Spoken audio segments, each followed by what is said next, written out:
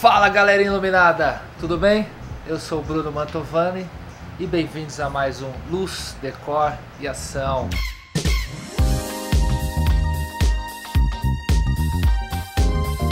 Para deixar agora uma dica aqui pro pessoal que está assistindo ali, o consumidor, o arquiteto, o decorador, light design, quem for consumir o LED, uma luminária com LED acoplado, uma lâmpada, né, de LED, que ele entenda assim, tá, eu vou lá numa loja comprar, eu sei que esse LED vai reproduzir essa cor que está me dizendo, eu vou ter a vivacidade do vermelho, do amarelo, ou não, eu quero partir mais para o branco, azul, e também com relação à durabilidade. Ele fala, pô, eu tô olhando essa luminária, essa lâmpada, realmente eu vou ter esse LED que está me falando com essa qualidade, e também a questão que a gente fala com relação ao tempo, a gente costuma falar muito para facilitar para o cliente em anos, né? Então a gente pergunta para ele quantas horas ele vai usar por dia, uma média, e aí pega o LED, esse LED é 30 mil horas, é 50 mil horas, e divide ali pelas horas, né? A gente sempre vai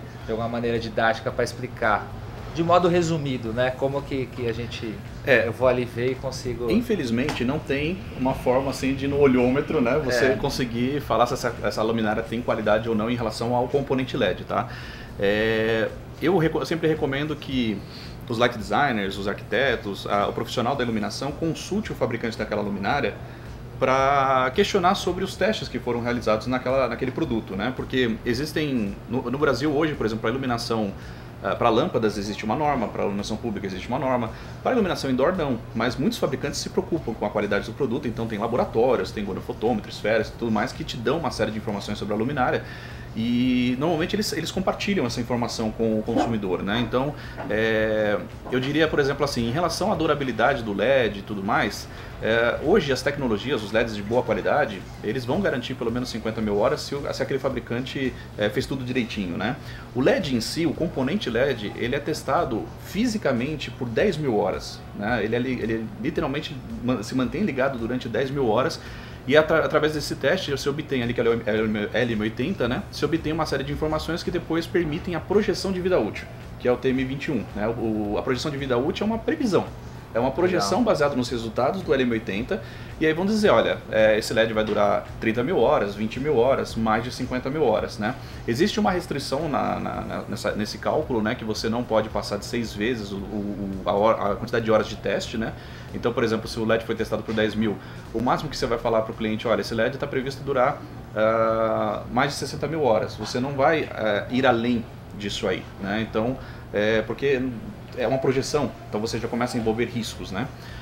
Mas de fato, se você calcular assim, já aconteceu comigo de cálculos que você faz, e aí um determinado LED atinge lá 65 mil horas, certo? Então qual que é a vida útil que você vai falar para o fabricante?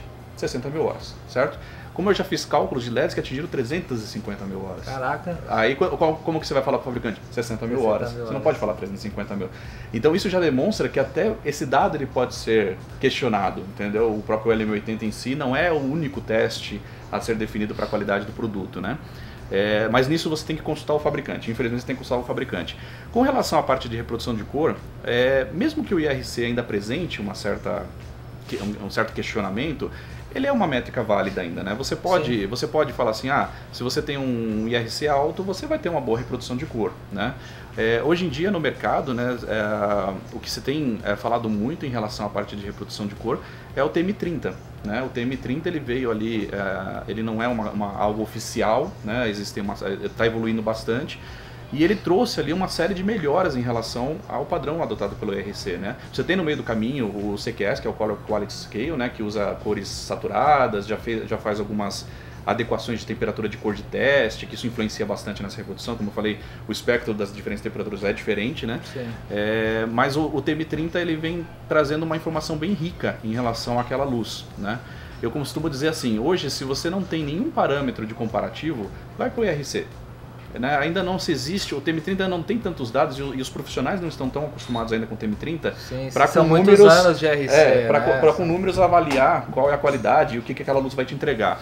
Mas se você já tem, por exemplo, se você está fazendo um retrofit, se você está mudando uma luz que já é bem qualificada, ou seja, aquela luz que já está lá, o cliente já gosta, você através de algumas medições de espectro e tudo mais, você já consegue aí partir para o TM30, porque ele vai te dizer quais são as cores que saturam, né, ele te dá informações não só de equivalente ao RA, que seria o RF, né, em relação ao índice geral de reprodução, mas ele também te fornece a informação de gama, que é saturação ou desaturado, ele te dá os gráficos de desvio, então você consegue saber se aquela luz vai saturar mais um vermelho, mais um amarelo, mais um azul. Isso é bem legal em relação à qualidade de cor. Então, vamos dizer assim, as informações técnicas do TM30 são muito mais completas do que a informação do IRC. Mas de um modo geral, ainda se você for numa loja e tudo mais, não ter esse contato muito estreito com o fabricante, vai do IRC, que ainda é uma métrica, vamos dizer assim, é costumeira no mercado, né?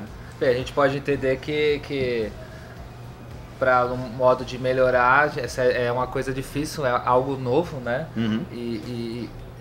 Eu vejo que os fabricantes, o pessoal está começando a ter um parâmetro de RC mais alguma norma. Sim, sim. Né? Então a junção das duas, eu não tenho a perfeição nessa ou nessa, mas eu juntando eu vou começar a ter uma evolução aí. Sim, né? Com certeza. Eu acho que a própria demanda do mercado em relação à informação está fazendo com que aqueles profissionais que definem as métricas, que definem as normas, sejam mais criteriosos em alguns aspectos, né? Eu aconselho em relação à reprodução de cor que as pessoas estudem esse conteúdo, né? Porque os espectros de cores de cada luz é diferente um do outro, não é porque você tem a mesma temperatura de cor e o mesmo IRC entre duas luzes que essa reprodução delas vai ser igual, né? Muda muita coisa. O espectro de luz, por exemplo, de uma lâmpada fluorescente é totalmente diferente de uma dicróica, que vai ser totalmente diferente de um LED, que vai ser totalmente diferente do próprio Sol, né? Então a forma como o espectro é reproduzido ali dentro daquela luz influencia diretamente nessa reprodução. Então você não se prendam muito a essa questão de a temperatura de cor X é bom para aquela situação, a temperatura de cor Y é boa para aquela situação. Você tem alguns estudos que mostram algumas influências da luz, mas é um outro tópico, mas a reprodução de cor ela não é só envolvendo a temperatura de cor, ela envolve não só também o valor do IRC, mas o próprio espectro em si, ele interfere muito nisso. Então, se os profissionais começarem a estudar mais os espectros da luz, eu acho que isso vai ser bem interessante para eles até começarem a perceber. Legal. Porque o próprio espectro já te mostra algumas informações ali importantes sobre essa reprodução de cor. Show!